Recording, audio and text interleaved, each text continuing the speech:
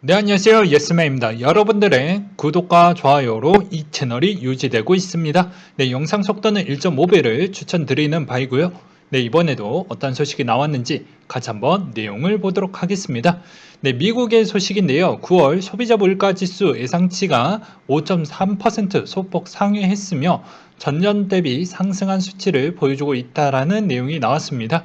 네, 세부적으로 에너지 가격이 전월 대비 1.3% 상승했고, 그 중에서 연료유 가격이 전월 대비 3.9% 상승하며 에너지 가격 상승을 견인했으며, 한편 중고차 가격은 전월 대비 수치로 하락세를 지속하고 있다라는 내용이 있었습니다. 그렇지만 전년 대비는 계속 높은 수준을 유지를 해주고 있다고 합니다. 그러니까 단기적으로는 조금 이제 둔화하려고 하고, 이때까지 누적 게이지를 보았을 때는 생각보다 좀 많이 팔렸더라, 뭐 이렇게 볼 수가 있게 되겠죠. 그 다음으로 매우 중요한 9월에 FMC 의사록이 공개가 나왔는데, 여기에서 힌트가 거의 다 나왔습니다. 예상대로 올해 11월, 12월 중에 테이퍼링 시행 예상이 나왔고, 월간 국채 800억 달러와 MBS 400억 달러 합치면 1200억 달러가 되겠죠. 각각 100억, 50억 달러 가량을 줄일 것이다. 합치면 150억 달러죠. 그래서 이게 내년 중반 때 테이퍼링 절차가 종료된다라고 했기 때문에, 이번에 하면 대충 한 3, 4분기 아니면 4, 4분기 정도를 거의 다 전문가분들은 그렇게 예측을 하시더라고요. 그리고 대부분 증권가나 나머지 금융 분석가 분들 또한 그렇게 대응을 하다 보니까 시장이 생각보다 그렇게 예상치에 벗어나지 않다 보니까는 오히려 그나마 좀 안정적으로 흘러가고 있다라고 볼 수가 있게 되겠습니다. 이제 이게 시작이 되면 뭐 제가 굳이 언급을 안 해도 알 수가 있는 대목이 있겠죠. 즉, 요거 끝나면 내년에 아무리 늦어도 금리 인상 한 번은 할 것이다. 모든 게 첫 번째 할 때가 가장 충격이 큽니다. 이게 상당히 중요해요.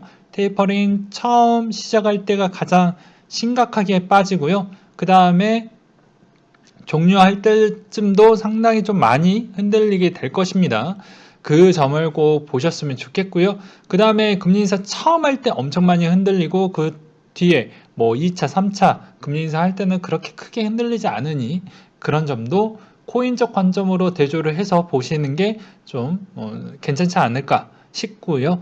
경제와 관련해서 일부 참가자들은 경제 불확실성이 여전히 높다라고 지적하는 한편, 인플레이션과 관련해서는 대부분 참가자들의 예상보다 높은 인플레이션이 지속될 가능성을 우려하고 있다. 저도 이 부분에 상당히 공감하고 동의하는 바입니다. 저는 오히려 이 인플레이션이 꽤 오래 갈 것이다. 즉, 금리 인상이 비로소 해야지만 잡힐 수 있을 만한 그런 형태라고 저는 보고 있기 때문에, 아마 생각 대비보다 더 빠르게 진행될 걸로 저는 그렇게 좀 보고 있습니다. 그 다음으로 하원의 부채 한도 한시적 상향안을 가결을 했다라고 하는데요. 상원에서 찬성 50표, 반대 48표로 통과된 부채 한도 4,800억 달러를 추가로 증액하는 법안에 대해서 하원에서 찬성 219표, 반대 206표로 가결이 됐다라는 내용과, 그 다음에 유럽의 독일 CPI 부분이 어느 정도 선방을 해주었다라는 내용, 그리고 중국의 9월 수출 달러 예상치가 어느 정도 또 선방을 해주었다라는 내용이 있었고, 달러 인덱스 추이는 94.03을 기록을 해주었다라는 내용을 볼 수가 있게 되겠는데요. CPI 예상치가 어느 정도 예상 안에 들어온 부분과 테이퍼링 인플레이션 우려가 선제적으로 좀 반영이 되면서 어떻게 보면 달러 인덱스 추이가 약간 쉼표를 흘러가고 있다라는 부분과, 금 가격 추이가 또 CPI 예상치로 흘러가다 보니까 어느 정도 금리 하락 등에 따른, 미국채 금리 하락에 따른 영향으로 어떻게 보면 금 가격이 2%나 상승을 또 보여주기도 했었고요.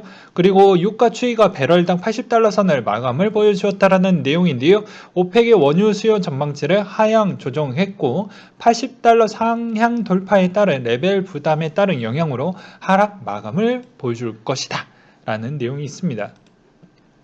여기서도 알 수 있는 측면이, 뭐 바다로 가든 또 위로 어떻게 보면 하늘로 가든 간에 이 비용이 생각보다 에너지의 가격이 너무 빨리 올라갔기 때문에 생각보다 유통비가 꽤 세다라는 점을 그냥 쉽게 이렇게도 또 볼 수가 있다라는 점을 좀 알고 계셨으면 좋겠고요. 이 가격대가 생각보다 너무 많이 올라가다 보니까 중고차 판매 부분도 어느 정도 꽤 많이 영향을 미쳤죠. 거의 코로나 시점에서 제일 많이 중고차가 팔렸던 건 유가가 너무너무 쌌기 때문에 그런 점도 어느 정도 영향을 끼쳤다라는 것도 좀 고려를 해 주셨으면 좋겠습니다. 그 다음으로 코인에 대한 소식인데요. 영국 중앙은행 가상자산 2008년 서브프라임의 부채의 2배다. 가상자산 거래 규모가 08년 미국 서브프라임 모기지 사태 부채 규모의 2배로 성장했다며 가상자산 생존을 위해 신중하고 균형 있는 규제가 필요하다고 계속 제안을 하고 있고요. 그 다음으로 미 연준 11월 중순 테이퍼링 검토에 비트코인 소폭 올랐다 라고 되어져 있습니다. 그래서 이제 테이퍼링 시점 기준부터 좀 우리는 유심하게 볼 필요성이 있겠죠. 잊을만 하면 이 자료 이제 계속 보여드리겠는데요.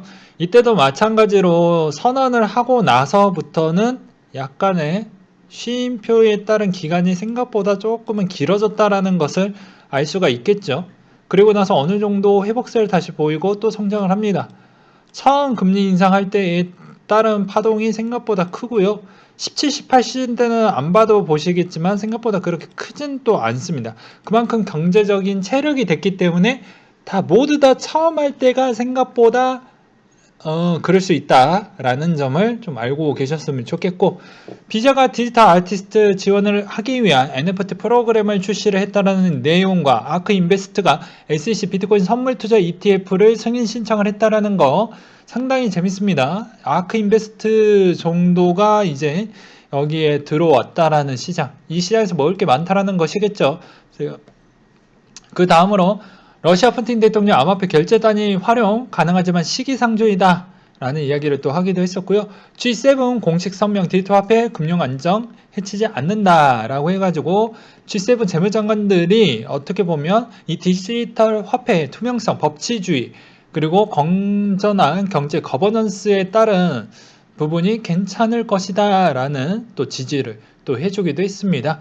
그리고 코인베이스 NFT 마켓플레이스의 대기 가입자가 100만 명을 돌파를 했다라는 내용과 바이낸스 이더리움 네트워크에서 1.7억 BUSD 신규 발행을 했다라는 내용이 있는데, 역으로 보게 되면 최근에 테더에 따른 발행이 거의 없어요. 네, 그러하죠.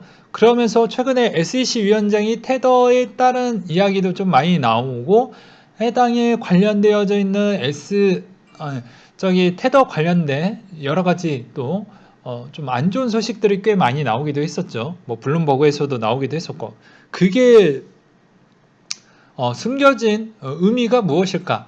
저는 이렇게도 또 생각이 들더라고요. 뭐 약간 발행을 안 했으면 좋겠다라는 걸 좀 많은 넌지를 주었다라고 저는 보거든요. 그래서 추가 조사는 아마 한 번 더 할 수도 있습니다. 여러 가지 담보 물건에 따른 문제가 더욱더 가속화가 또 한 번 오게 되면요, 충분히 그럴 수도 있겠죠. 물론 테더가 방어를 이때까지 잘 해왔기 때문에 거기서 문제될 요지는 없겠지만, 예, 최근에 USDC도 뭐 여러 가지 금융적 조사를 받았기 때문에 아마 비슷하게 그런 뉘앙스를 좀 주는 거 아니겠냐. 스텝을 단속 관리를 한다는 건 코인에게 어떻게 보면은 작은 부분에 따른 흐름을 어느 정도 억제시키기 위한 측면과 어떻게 또 반대로 보면 투명성과 규제를 어느 정도 확립하고 그 뒤에 어느 정도 또 ETF를 좀 고려를 해서 사전자 절차로 진행을 시키는 거 아니겠냐, 뭐 이렇게도 또 해석을 해볼 수도 있겠죠. 그런 측면이 좀 있겠고요. 그리고 리플 기업 연합이 디지털 파운드 재단 출범에 CBDC 홍보 목적이 있다라는 내용과 마이애미 시장의 마이애미 크립토 수도를 만들 것이다 라고 해서 마이애미 쪽에서 많이 움직여주고 있다라는 건 상당히 중요한 부분이 될 것으로 보여집니다.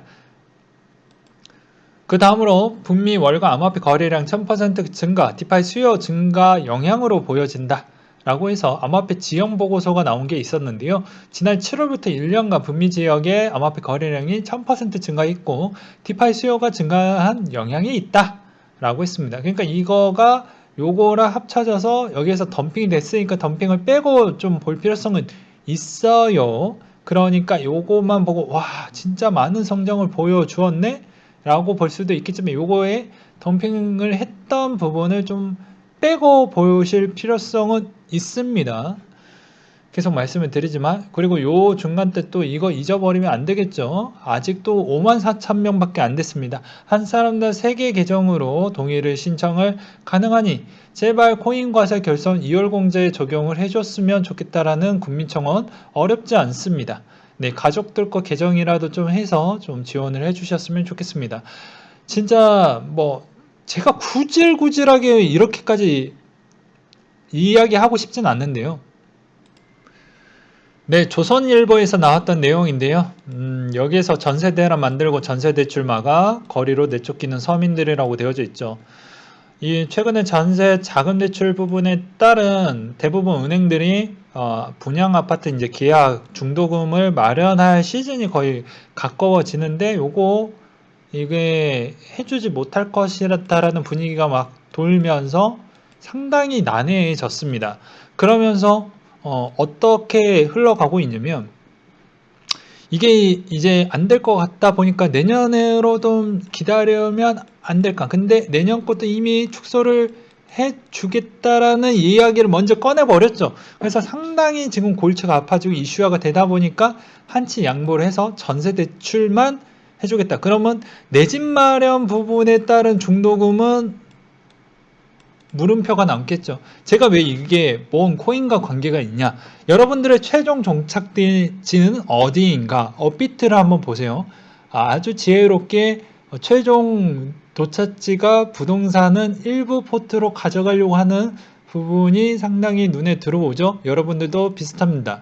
코인도 좋아하고 사랑하는 거 알지만 포트의 자산을 약간 다변화하게 가져갈 필요성이 있겠죠.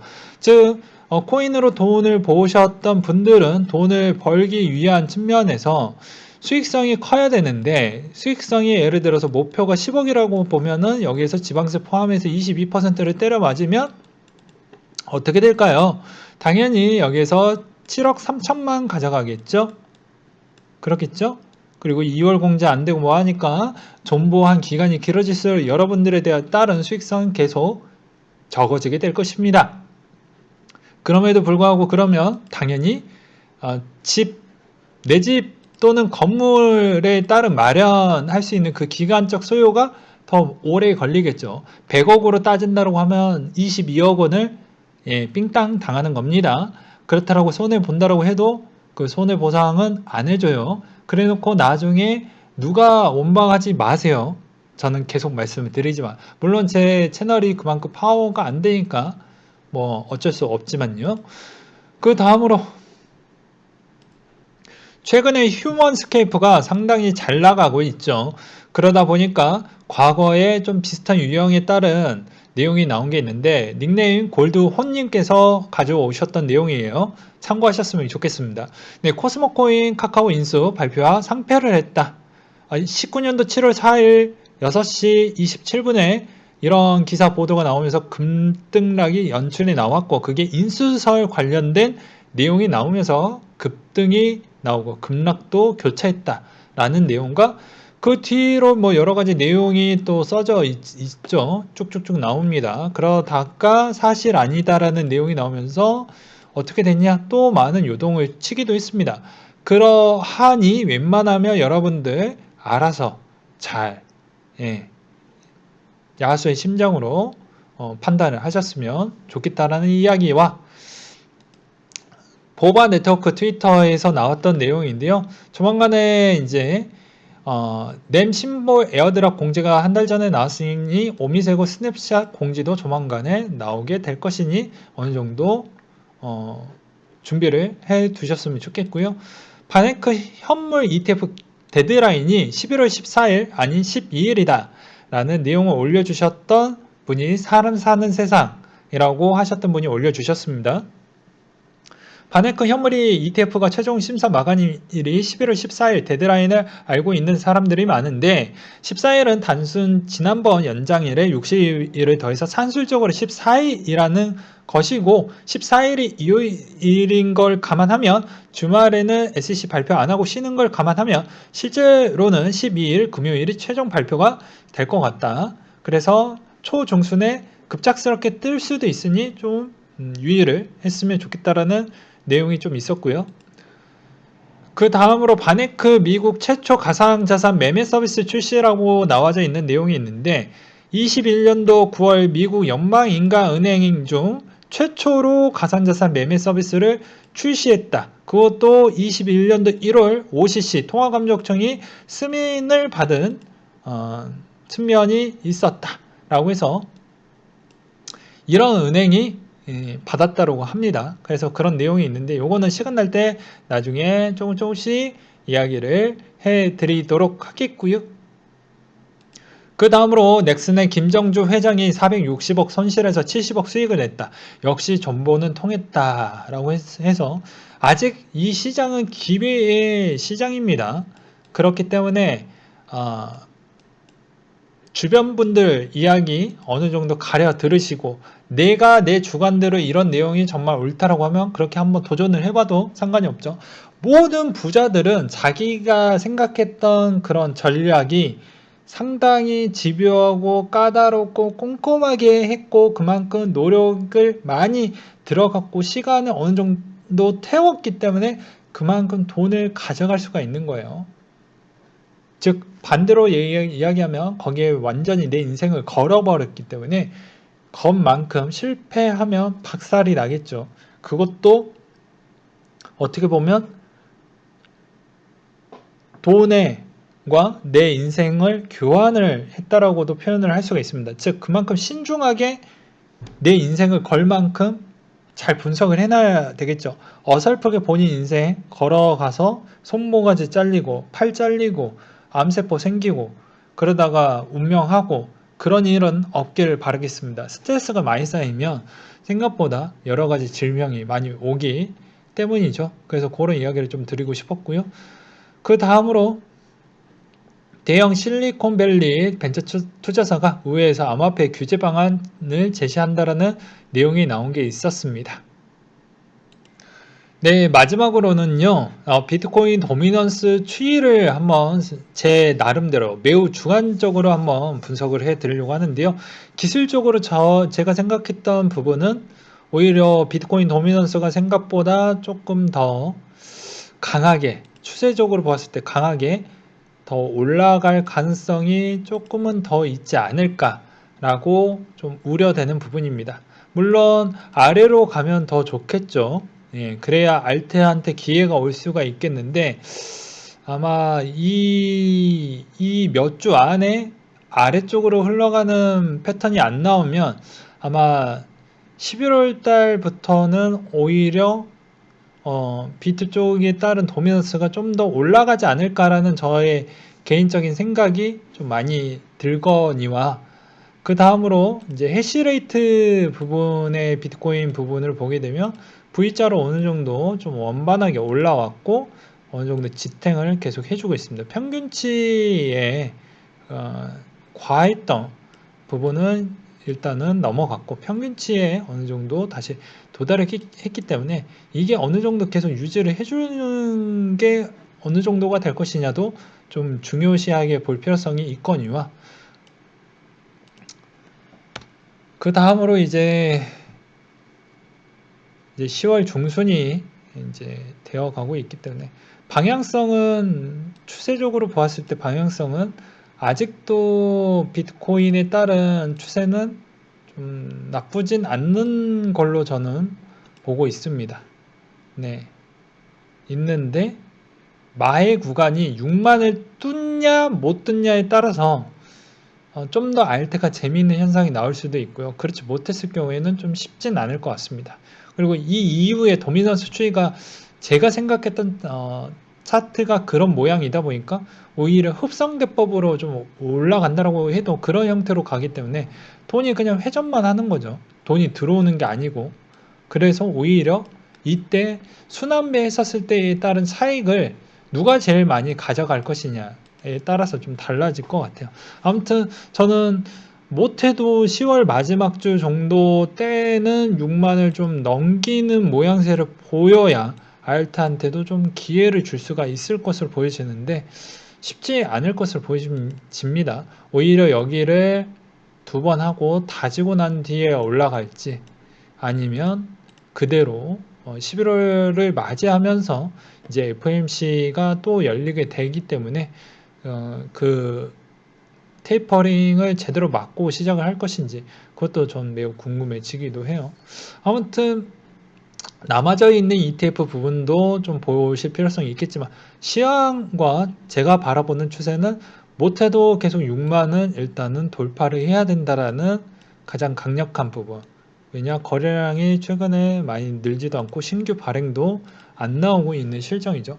어찌저찌 일단 이더리움 대비에 따른 NFT와 디파이가 어느 정도 방어를 해주고 있기 때문에 이 정도 가격선을 유지를 해주고 있는데 만약에 제가 생각했던 만큼 만약에 10월 달에 빠른 돌파가 나오지 않았을 경우에는 저는 11월 중에 정리를 하는 것은 거의 변함은 없을 것 같습니다. 아무튼 10월 거의 마지막 주 정도 때 저의 의견을 계속 말씀을 드리고 설명을 좀 드리려고 합니다. 그래서 너무 조바심을 내지 마셨으면 좋겠고 그리고 테이퍼링 시점에 모든 자산 시장이 약간은 쉼표가 흘러갈 수 있으니 그때마다 적극적으로 매입을 해서 가져가 보는 것도 낫지 않겠냐라는 이야기를 또 드리고 싶네요. 네, 이상으로 마치도록 하겠습니다.